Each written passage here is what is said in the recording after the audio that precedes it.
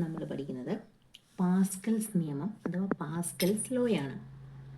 അതായത് നിശ്ചലാവസ്ഥയിലുള്ള ഒരു ദ്രവത്തിൻ്റെ ഏതെങ്കിലും ഒരു ഭാഗത്ത് പ്രയോഗിക്കുന്ന മർദ്ദം അതിൻ്റെ എല്ലാ ഭാഗത്തും ഒരേ അളവിൽ അനുഭവപ്പെടും. അതായത് നമ്മൾ പറയുന്നത് നിശ്ചലമായിട്ട് നിൽക്കുന്ന ഒരു ദ്രവം, അതായത് വാതകമോ ദ്രാവകമോ എന്താണെങ്കിലും ആകാം, അതിൻ്റെ ഏതെങ്കിലും ഒരു ഭാഗത്ത് നമ്മൾ മർദ്ദം ഉപയോഗിച്ചാൽ അപ്പോൾ അതിൻ്റെ എല്ലാ ഭാഗത്തും ആ ഉപയോഗിക്കുന്ന മർദ്ദം ഒരേ അളവിലായിരിക്കും. മർദ്ദത്തിൻ്റെ ആ എമൗണ്ട് എന്ന് പറയുന്ന എല്ലാ സ്ഥലത്തും ഒരുപോലെ ആയിരിക്കും അനുഭവപ്പെടുന്നതെന്നാണ്.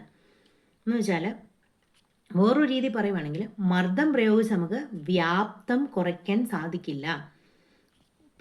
മർദ്ദം എന്ന് വെച്ചാൽ പ്രഷർ കൊടുക്കുന്നത് കൊണ്ട് വ്യാപ്തം വോളിയം ഡിക്രീസ് ചെയ്യാൻ സാധിക്കത്തില്ലെന്നാണ് പറയുന്നത്.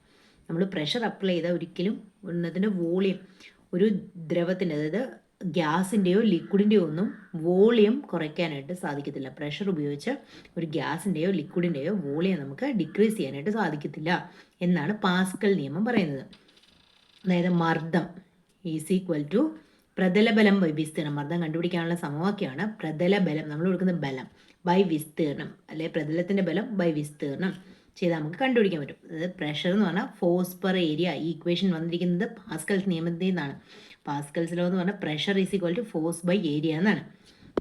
അപ്പോൾ നമ്മൾ പാസ്കൽസ് നിയമത്തിൽ പറയുന്നത് എന്താ, നിശ്ചല അവസ്ഥയിലുള്ള ദ്രവം അതായത് ഒരു ഫ്ലൂയിഡിൽ ഏതെങ്കിലും ഒരു ഭാഗത്ത് പ്രയോഗിക്കുന്ന പ്രഷർ ഈക്വലായിട്ട് എല്ലാ ഭാഗത്തേക്കും അനുഭവപ്പെടും എന്നാണ് പാസ്കൽസ് നിയമം പറയുന്നത്.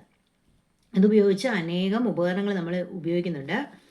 കുറേ എക്സാമ്പിൾസ് ആണ് hydraulic press, hydraulic break, hydraulic Jack, hydraulic lift. Hydraulic കൂടി വരുന്ന മിക്കവാറും എല്ലാം തന്നെ എന്തിൻ്റെ ഇതാണ്, പാസ്കൽസിലാണ് ഉപയോഗിക്കുന്നത്. പിന്നെ നമ്മുടെ വീട്ടിലെ ഫ്ലഷ് ടാങ്കിൻ്റെയൊക്കെ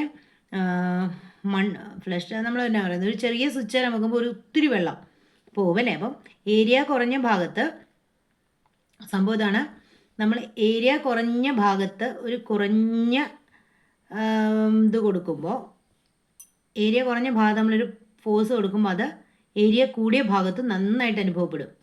എല്ലായിടത്തും ഈക്വലായിട്ടാണ് നമ്മൾ അനുഭവപ്പെടുന്നതെന്നാണ് പറയുന്നത് അല്ലേ. പ്രഷർ സെയിം ആയിരിക്കും. പ്രഷർ സെയിം ആവണേ എന്ത് ചെയ്യണം, ഇവിടെ പ്രഷർ എല്ലായിടത്തും ഒരുപോലെ കിട്ടണം.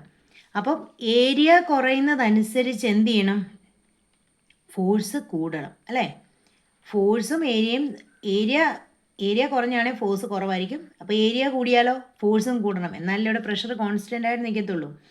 നമ്മളിപ്പോൾ ഒരു ഫ്ലഷ് ടാങ്കിൻ്റെയൊക്കെ പ്രവർത്തനം എന്താണെന്ന് വെച്ച് കഴിഞ്ഞാൽ നമ്മളൊരു കുഞ്ഞു സ്വിച്ചിൽ അല്ലെങ്കിൽ കുഞ്ഞ് സ്ഥലത്താണ് ഏരിയ കുറഞ്ഞ ഒരു ഭാഗത്ത് ബലം പ്രയോഗിക്കുമ്പം അവിടെ കുറച്ച് ഫോഴ്സ് മതി.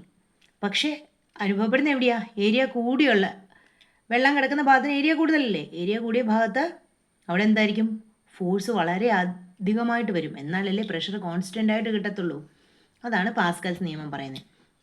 മണ്ണുമാന്തി യന്ത്രം, സിറിഞ്ച് ഇതെല്ലാം എന്തുകൊണ്ട് പ്രവർത്തിക്കുന്നതാണ്, പാസ്കൽസ് ലോ വെച്ച് പ്രവർത്തിക്കുന്ന ഉദാഹരണങ്ങളാണ് കേട്ടോ.